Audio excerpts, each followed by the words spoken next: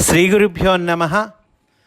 శ్రీకృష్ణ గురు చరణ సన్నిధి శ్రీ కొత్త రామకోటయ్య తాతగారి స్మృతులు అనే గ్రంథంలోని అంశాలను చెప్పుకుంటూ ఉన్నాము.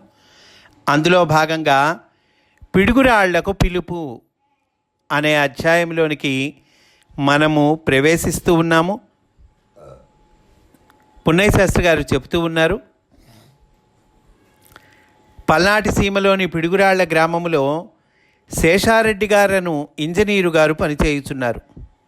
వారి భార్య సులోచనమ్మ గారు కాళ్లకు సంబంధించిన తీవ్ర వ్యాధితో బాధపడుచున్నారు. తాతగారు వారి నివాసానికి చేరుకొన్నారు. తమ బసకు రమ్మనమని నాకు శ్రీ చల్లా బ్రహ్మానందరెడ్డి గారికి తాతగారు కబురు చేశారు. వారి ఆదేశమును అందుకొని మేము సత్తెనపల్లి నుండి సాయంకాలము ప్రార్థనా సమయమునకు పిడుగురాళ్లలోని తాతగారి బసకు చేరుకొంటిమి. వారిచ్చిన ప్రేయర్లో పాల్గొంటిమి. చాలా శాంతిగా ఆహ్లాదముగా ఉన్నది. బ్రాహ్మణపల్లి అను సమీప గ్రామము నుండి లలిత కూడా వచ్చి కలిసినది. తాతగారితో పాటు మాకెల్లరకును బస భోజనము శేషారెడ్డి గారి ఇంటిలోనే. ప్రేరు అనంతరము తాతగారి యోగ గోష్ఠి. ఆ తర్వాత వారి ఆదేశముపై నేను భాగవతములో గోపికలకు సంబంధించిన ఒక ఘట్టాన్ని గానము చేయుచు వివరించి తిని. సులోచనమ్మ గారికి వ్యాధి నివారణ జరుగుట అద్భుతము. తాతగారి కరుణ అట్టిది. భాగవత ప్రవచనములు నాచేత చేయించి తాతగారు శేషారెడ్డి దంపతులకు నా ఎడల ఆదరమును పెంచిరి. తదనంతర కాలమున ఇది పనిచేసినది. శేషారెడ్డి గారు సాయం అందించుట జరిగినది. శ్రీశైలములోని మాస్టర్ ఈకే ఆధ్యాత్మిక సేవా సంస్థకు ప్రభుత్వముచే వసంగబడిన స్థలమునకు అద్దె చెల్లింపు వ్యవహారములో అనంతకృష్ణ గారు పంపగా నేను నెల్లూరులోని శేషారెడ్డి గారిని కలిశాను. వారు సాయము చేసిరి. నాకు వ్యక్తిగతముగా కూడా సహాయము చేయుట జరిగినది. ఒకప్పుడు మానవల్లి రామకృష్ణ కవి గారి ఉద్యోగ విషయములో శ్రీ వేటూరి ప్రభాకర శాస్త్రి గారు ఇట్లే ప్రవర్తించిరి.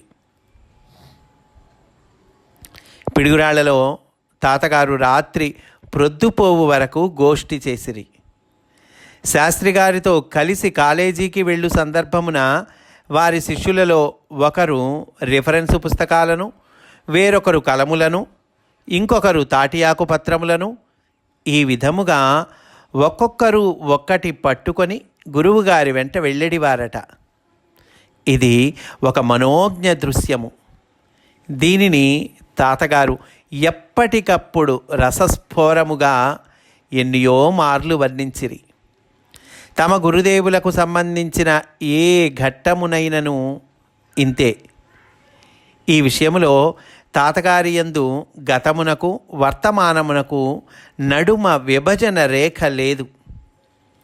గతమున జరిగిన సన్నివేశములందు తాము పొందిన అనుభూతిని ఇప్పుడు వాని స్మృతుల యందును పొందిరి. వారికి త్రికాలములు లేవు.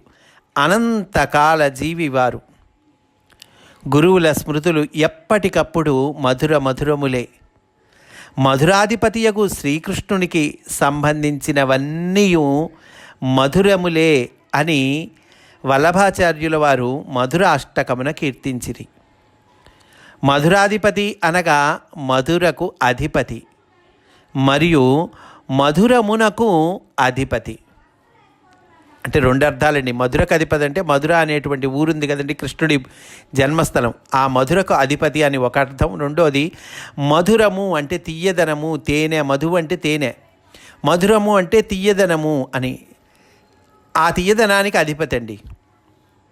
అట్లే ప్రభాకరులకు సంబంధించినది ఏది అయినను తాతగారికి మధురమే.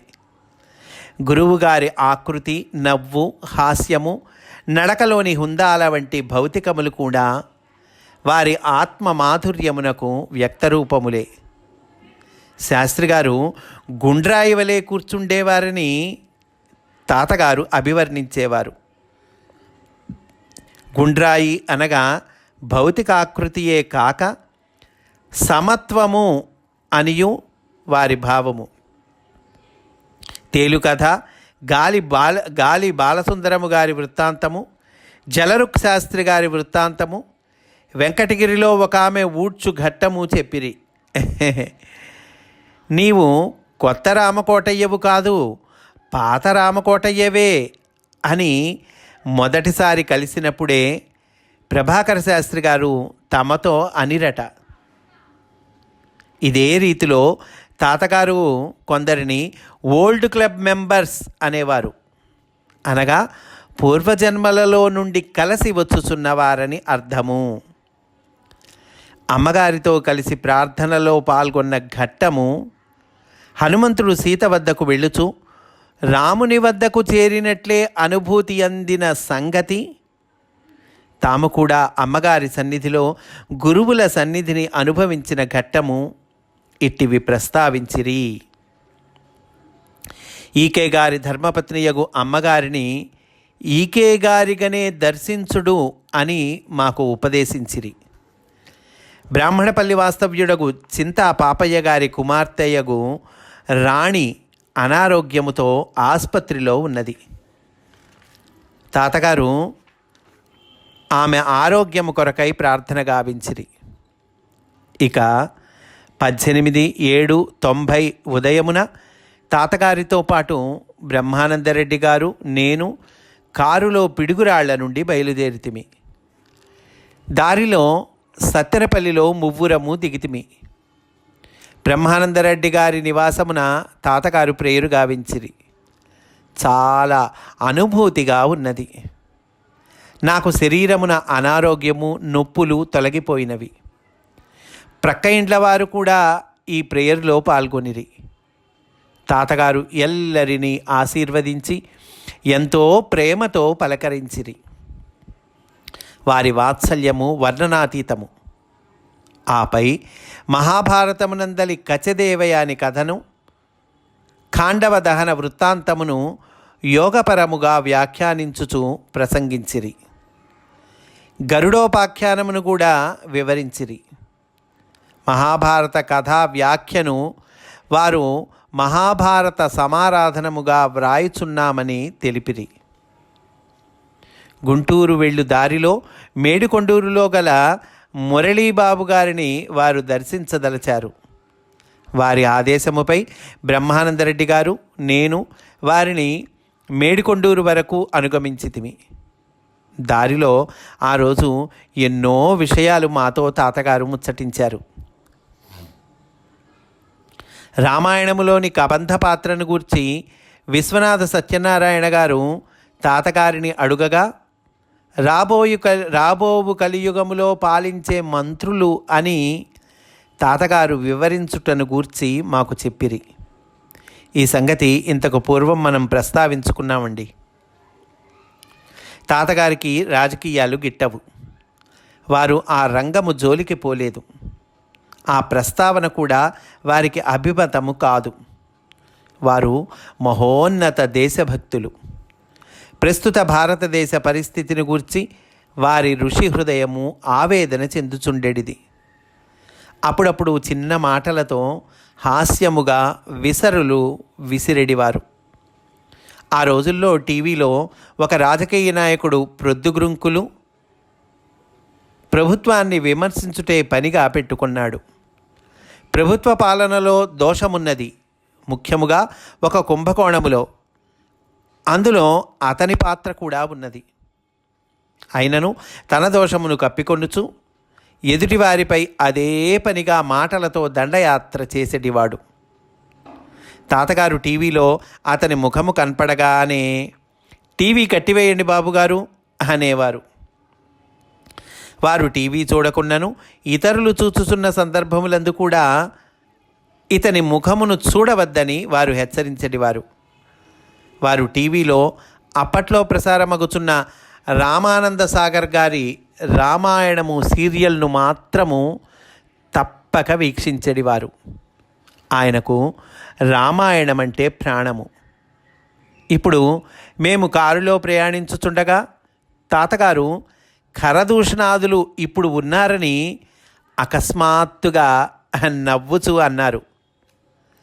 పైన చెప్పిన నాయకుని గురించి కరుడని తెలిపారు. కారణము, ఎప్పుడునూ అతడు గాడిద వలె ఓండ్ర పెట్టువాడు. ఇంకా వేరొకడు పార్లమెంటులో అదే పనిగా ఇతరులను దూషించడివాడు. కావున ఇతనిని తాతగారు దూషణుడని నామకరణము చేసిరి. ఆపై తాతగారు మౌనము వహించిరి. నేను, మరి త్రిశురుడెవడండి అని ప్రశ్నించి తిని, ఇంకెవరు, మన పిచ్చోడు లేడు అతడే అన్నారు. నాకు అర్థము కాలేదు. తాతగారు స్పష్టముగా వివరించిరి. ఇతడు త్రిశురుడు ఎట్లయ్యనో నాకు వారు వివరించి చెప్పిరి.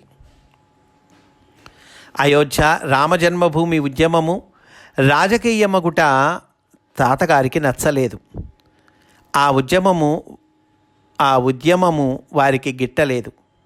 మహాత్ములు, ఆధ్యాత్మిక రంగంలోని వారు అందు పాల్గొనుట తాతగారికి బాధ కలిగించినది. అట్లని ఎవరిని వారు విమర్శింపలేదు. వారి పాత్ర ఎడల ఆవేదన చెందిరి.